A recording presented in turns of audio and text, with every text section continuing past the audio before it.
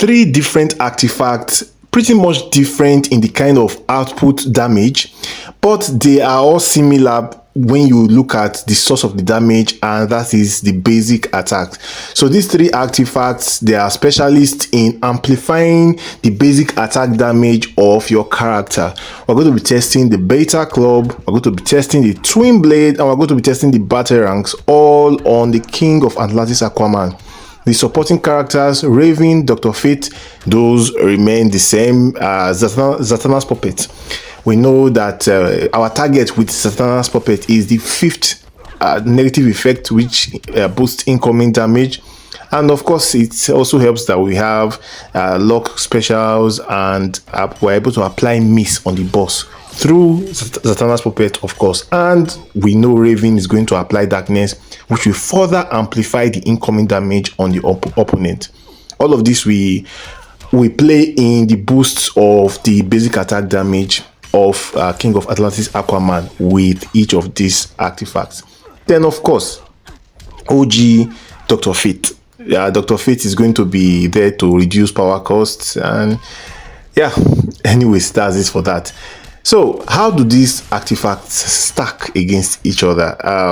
So for the Twin Blade, for the Beta Club, which is the gameplay going on right now, it does, like we've already said, it amplifies your swipe attack specifically. So it can be your jump attack, it can be your down swipe attack, it can be your forward swipe attack. I believe it also works for your range attack, because that also qualifies as a swipe.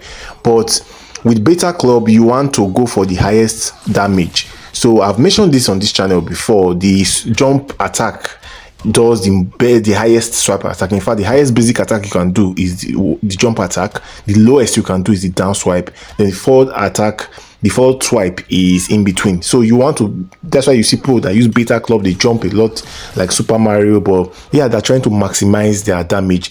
And another thing about the Beta Club is that Beta Club does more of passive damage. So you can just hit the opponent, you can tag out, and for a specific time, depending on the level of your Beta Club, you are going to be replicating that same damage. It stacks with your crit, your lethal, incoming damage, every boost, even your character boost of 600% damage, everything comes together. So that's why Beta Club can be a very powerful tool on King of Atlantis Aquaman. So yeah, you saw that we're able to finish the match in relatively about 2 minutes, and that's good timing for the Beta Club. Now for the Twin Blade, unlike Beta Club, is not a paid artifact. So Twin Blade, of all the three artifacts we are testing today, it is the one artifact you can actually walk towards getting. So naturally, you would expect that the paid artifact is going to be so much better. You see that we're able to, well, no pun intended actually, but yeah, you would expect the paid artifact, the Beta Club, to be so much better than the Twin Blade. And like I said, we're able to finish the match in 2 minutes with all that, with a level 10 solo raid artifact, and that's quite good for a paid artifact. But you will come to see, while using the Twin Blade, that Twin Blade performs on the same level as the Beta Club. Anyways, how does the Twin Blade work? The Twin Blade, similarly, similar to the Beta Club, also amplifies your swipe attacks, but it is your swipe attacks that hit.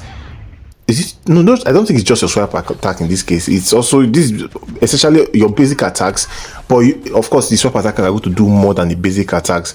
So it is going to be your basic attack that hits the boss with an armor pierce, right? Yeah, so it is not just any basic attack that's going to be amplified, it is the ones that are armor pierce, and those ones that are armor pierce are going to be multiplied up to like 1000%.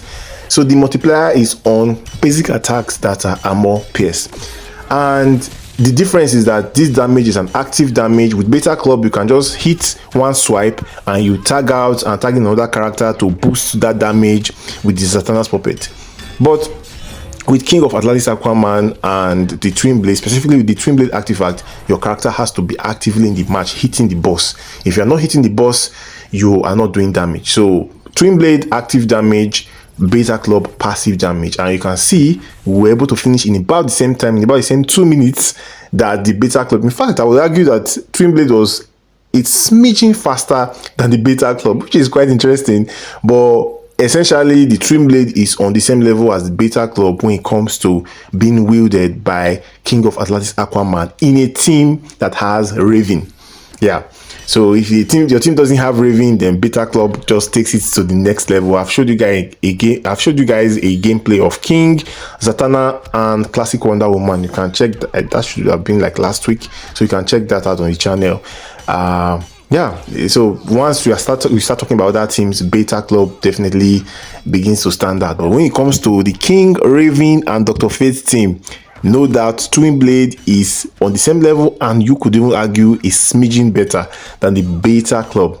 Like I said, no pun intended. The Batarangs is also another paid artifact. You can drop it for free, of course, from League Evasions and from the solo raid for, I believe, Batman Who Laughs solo raid. Yeah, you can also drop it there, but generally if you're going to get it, you have to spend money on the artifact chests in the store.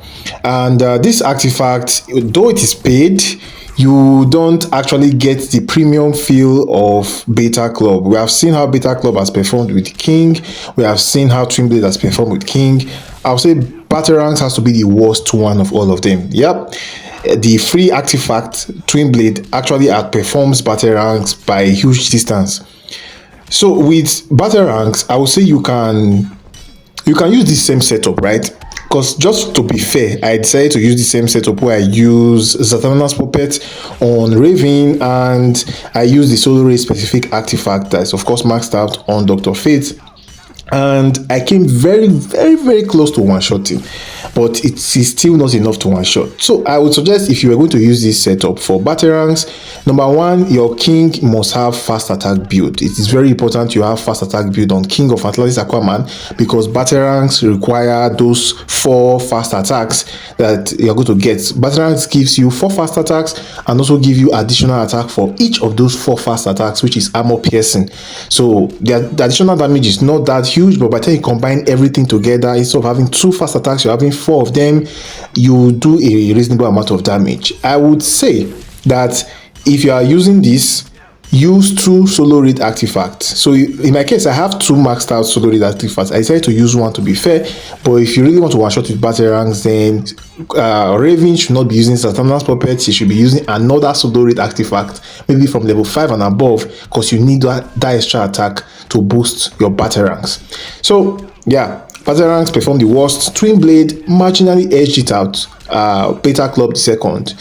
If you agree with my rating or you have a different rating, let me know in the comment section. Smash the subscribe button, guys. I'll see you on the next one.